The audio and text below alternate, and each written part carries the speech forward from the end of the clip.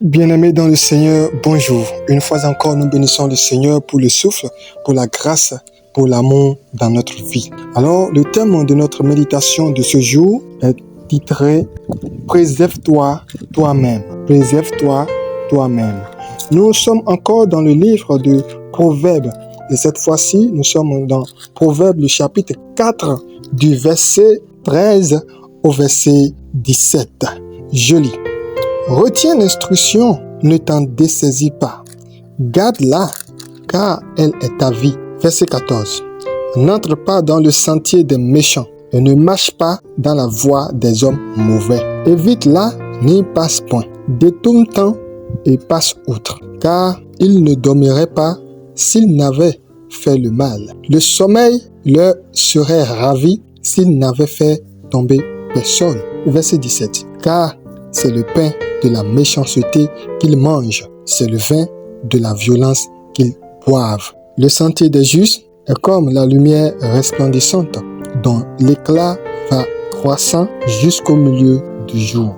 Bien-aimés dans le Seigneur, dans ce verset que nous venons de lire, nous pouvons voir clairement que la Bible nous met en garde. La Bible, avec les conseils du roi Salomon, dans sa sagesse, était en train de nous conseiller en tant que chrétiens, en tant qu'enfants de Dieu, de nous savoir conduire, de nous savoir préserver nous-mêmes. Bien-aimés dans le Seigneur, parfois, en tant que chrétiens, nous pensons que l'autorité que le Seigneur Jésus-Christ nous a donnée, nous pouvons l'utiliser en essai, comme nous voulons. Parfois, vous allez voir des chrétiens, vous allez voir des enfants de Dieu qui eux-mêmes vont pour chercher querelle aux méchants, pensant que la puissance de Dieu va répondre. Et des fois, on entend que telle personne est morte d'un coup, telle personne est tombée malade, a été envoûtée. Oh, lui qui était un chrétien fervent, lui qui était ci, lui qui était ça.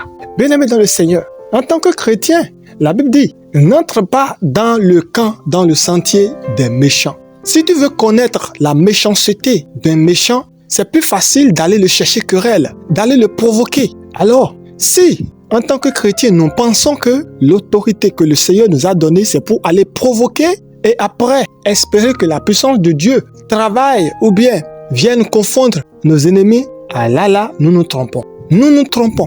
Parce que la Bible dit clairement ici, évite-la, n'y passe point. Le verset 14 dit, n'entre pas dans le sentier des méchants et ne marche pas dans la voie des hommes mauvais. N'entre pas dans le sentier des méchants. Bien-aimé, si le Seigneur ne t'envoie pas vers le méchant pour un but quelconque, alors ne pense pas que tu as reçu l'autorité et que tu peux le vaincre, raison pour laquelle tu iras le provoquer. Non, le méchant est toujours méchant et le méchant veut toujours faire le mal.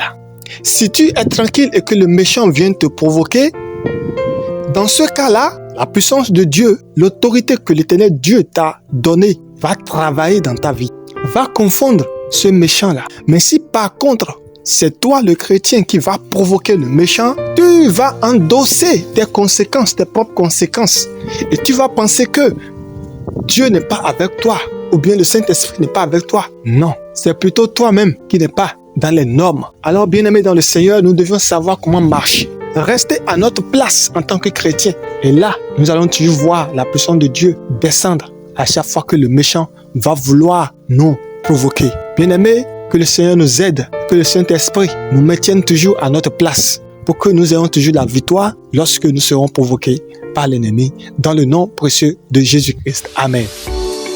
C'était la voix du révérend évangéliste Gerardo Florus de la Royale Maison d'Adoration, Royal Worship House.